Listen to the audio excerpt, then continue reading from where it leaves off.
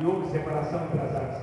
Só uma coisa que Deus fez com as suas próprias mãos. Deus, Ele fez questão de criar o homem com as suas próprias mãos. Ele não disse, haja o homem. Ele poderia dizer, porque Ele é o Deus Todo-Poderoso, mas Ele não. Ele fez questão de descer do céu e criar o homem com as suas próprias mãos. É por isso que você é obra-prima da criação dele. E em Gênesis capítulo 1, versículo 26, diz assim: façamos o homem na nossa imagem e conforme a nossa semelhança. Deus fez você conforme a sua imagem, conforme a sua semelhança. Você é obra-prima da criação de Deus. Deus criou para ter o melhor dessa terra. E Deus, naquele dia, ensinou uma grande lição aos discípulos sobre o poder da palavra. Quando Pedro disse assim: Senhor, olha a figueira que tu amaldiçoaste, Jesus disse assim: olha, tudo que vocês falarem, se vocês falarem a este monte, para que ele erga e lance daqui para lá, vai acontecer. Jesus estava ensinando aquele dia sobre o poder da nossa palavra. E Deus quer que você entenda nessa noite. Deus não quer que você fique vivendo uma vida de luto, de sofrimento. O que Deus tem preparado para a sua vida é algo grande, e Deus vai determinar sobre a tua vida. Talvez a situação que você esteja vivendo aqui essa noite, só Deus sabe como que você entrou aqui. Só Deus sabe como que está a sua vida, talvez conjugal, talvez sentimental, espiritual, ou qualquer que seja a área que esteja sendo atingida, ou talvez esteja passando pelo mal que esteja passando. Deus quer que você entenda nessa noite que o que Ele tem para você é melhor, e Ele vai mudar a tua situação, Ele vai decretar a vitória sobre a tua vida. Jesus olhou para os discípulos naquele dia e disse assim: olha, se vocês falarem também, vai acontecer. Jesus quer que você entenda que há poder sobre as suas palavras. Você pode mudar o rumo da tua vida, você pode determinar a vitória sobre a tua vida. Deus quer que você tome posse da tua vitória aqui essa noite. Olha para a pessoa que está ao seu lado e diga assim para ela: use o poder que há sobre as tuas palavras. Profetiza, determina o milagre. Não aceita a situação em que você está vivendo. Tome posse da tua vitória aqui essa noite, em nome de Jesus. Jesus ensinou uma lição poderosíssima aquele dia. O versículo 23 diz assim: eu vos afirmo que isto é verdade.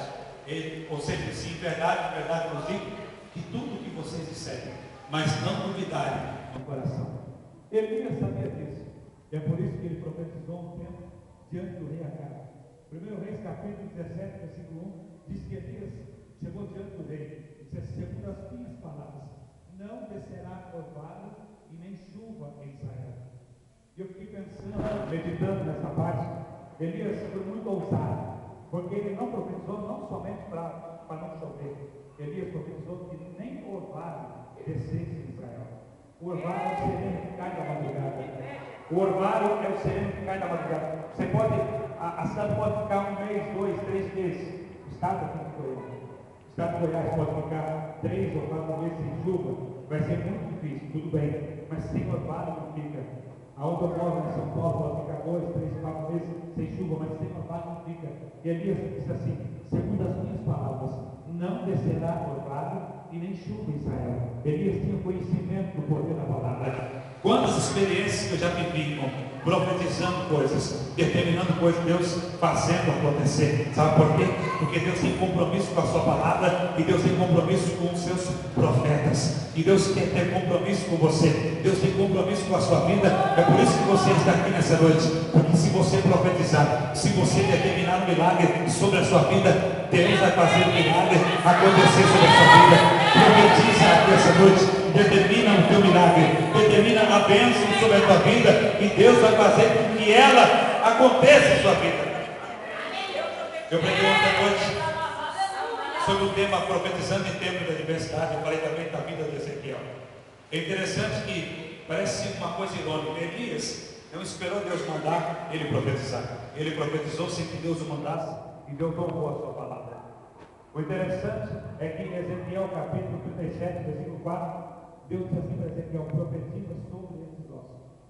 Ezequiel diz: então profetizei, versículo 7, como se me deu ordem, que houve um ruído, um barulho, enquanto eu profetizava. Há duas passagens, uma diferente da outra. Você já prestou atenção? Elias não esperou que Deus o mandasse. Ele profetizou e Deus honrou a sua palavra.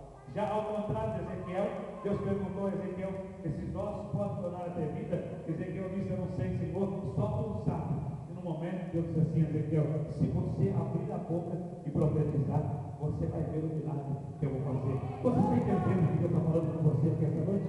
Deus quer que você profetize, porque você está vivendo um tempo de crise espiritual, um tempo de crise financeira, e Deus quer que você viva o seu melhor. Deus criou você para viver o melhor dele. Deus quer que você viva aquilo que Ele tem de melhor para a sua vida. Se Deus criou você sendo o melhor da sua criação, você sabia que você é melhor do que o querubim, do que o serafim? Você é muito melhor e muito superior aos anjos. Sabia disso? Porque você não foi criado pela sua palavra, você foi criado pelas próprias mãos do Deus Todo-Poderoso.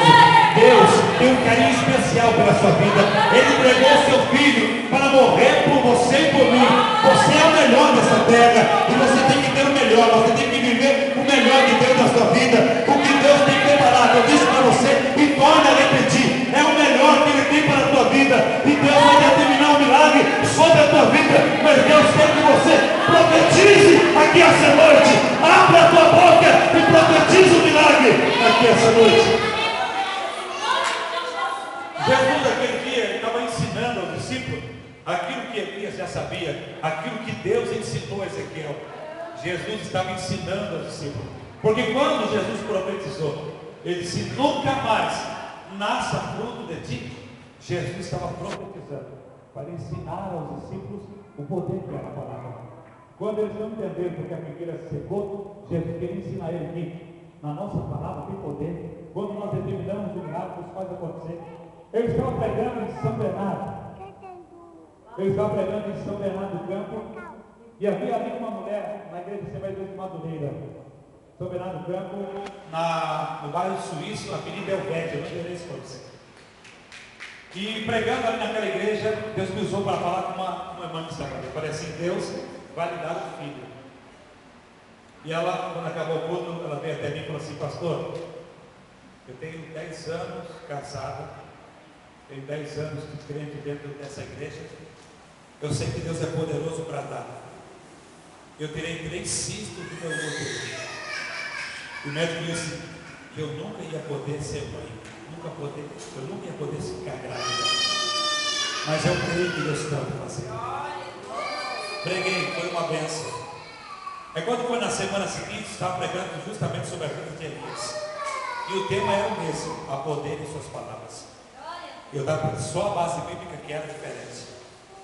E aí quando eu estava pregando aquele dia, eu estava cheio de Deus. Olhei para aquela mulher e falei, semana passada eu disse para a senhora que Deus ia me dar um filho. Disse, ela disse. Falei assim, então agora eu vou mais além, agora já não é Deus, tá bom? Se Elias fez isso, também posso fazer. Eu já havia feito isso em Piracicaba, Deus me honrou. Falei, se Deus me honrou uma vez, vamos na segunda.